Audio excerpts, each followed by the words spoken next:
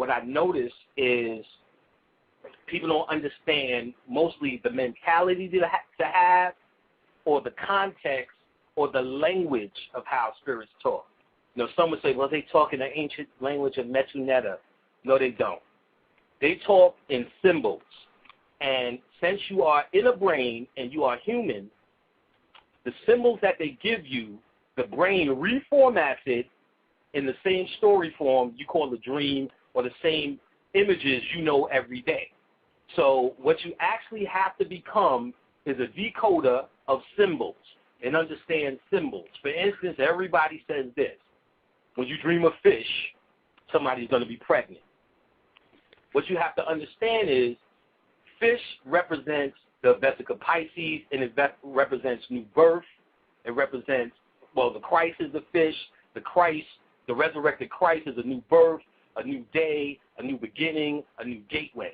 So if you see a fish in your dreams, instead of asking why your grandmother was holding a fish, right. The symbol of it, knowing what a fish means your grandmother is she either went to a new level, let's say she was dead, she even went to a new level, or maybe going to a new level even if she was alive, or maybe something that she told you in a lifetime when you was a kid you need to ponder on, because it will bring you to a new gateway, a new birth in your consciousness, and these type of things. So when spirits are contacting you, it's very rare I get actualities. It is actual symbols that they talk. So you'll be on a train, let's just say, right. Traveling and going through. Most people have trains and reoccurring dreams on trains. Now, right. what I come to find out is those, what do they call those nerves in your actual brain? All of those folds and wrinkles. In the esoteric thing, it's called the tunnels of Set. It's also representing dimensions. And you see in the second or third Matrix, when Neo was in the trains and he was lost. Exactly, so, yes. Trains also represents the labyrinth. I think they call it the synaptic nerves in the brain. The train also represents the labyrinth. When you see those movies where they in these mazes, or the rat with the cheese, looking through these mazes to get the cheese. All that represents the brain, and it shows up in the dream as the train. So you'll notice when you're on these trains in these dreams, you're actually searching for stuff.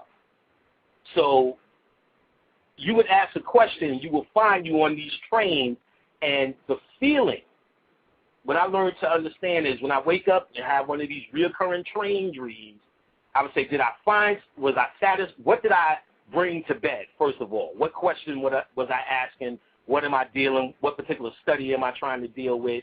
And based upon the dream, it'll tell you how far you are in it. If I felt lost on the train, if I felt satisfied on the train, if I felt I had a destination on the train, if I felt someone was leading me on the train, or if I was leading someone on this train. All of these things that I feel happy about being on the train, all of these things are how you investigate and interpret a dream, as opposed to sitting there worrying about the train. Once you understand the symbol of it, then you get to understand, you have to interpret it a little bit more holistically. And ultimately is how you felt about it, which matters the most. The emotion is very key to understanding. How you felt about it matters the most. So where do you go to start to be able to decode these things? That's what mythology was supposed to be for. That's why they teach mythology to you at such a young age, because every character in mythology is nothing more than a symbol. When you tell the story of the mythology, these are how these symbols interact with each other. So then when you grow up, more than Greek mythology that they told you, which is still ours anyway, we get into the Egyptian mythology. And then the key is, as a scientist, the first thing you want to start doing is corresponding these things. You want to be able to say, well, Osiris is nothing but Shiva in Hindu, or Set is nothing but Hades, and Oshun, Isis, Erzuli, same things. Sekhmet is nothing but Durga. Kali is nothing but Sekhmet as well. when you start corresponding and just reading the stories, you start to realize what you're reading is the symbols interplaying with each other.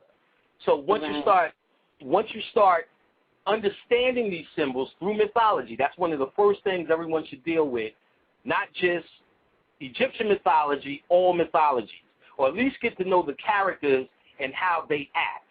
And then once you start seeing these things, and then you should be able to correspond these symbols to the human body as well. Correspond these symbols to colors, which are chakras. So once you make that as above, so below, as within, so without connection with these deities, you'll be able to understand the symbol that they represent, and therefore whenever these symbols start to show up, you'll be able to decode it. One of the easiest ways to start to test yourself is in movies. Movies are nothing but interplaying of symbols.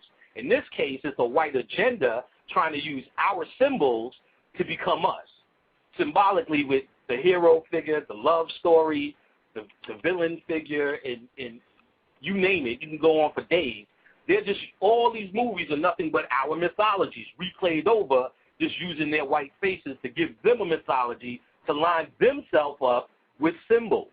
So once we get to know the symbols, that's ground one. We get to see how they interplay.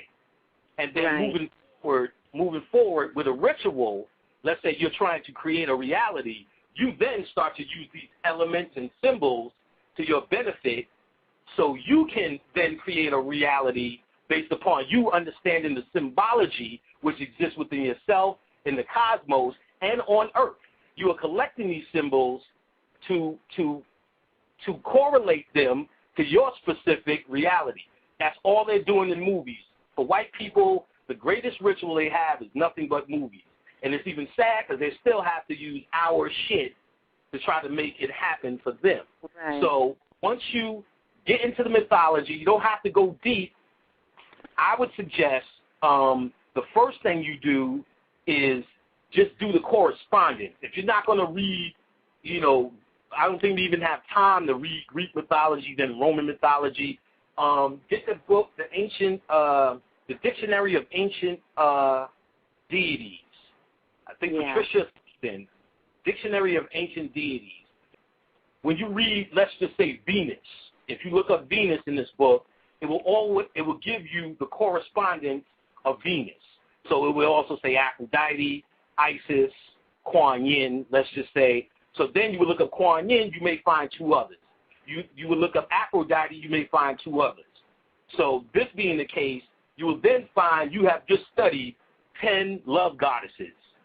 And when you read their little paragraph in this book, you would then be able to say, I have a more holistic understanding. So let's say the only thing you know is Oshun. To understand different levels of Oshun, it would be beneficial for you to have this book and beneficial to see what else corresponds with her outside of Ifa and, outside of even Voodoo as Urzuli.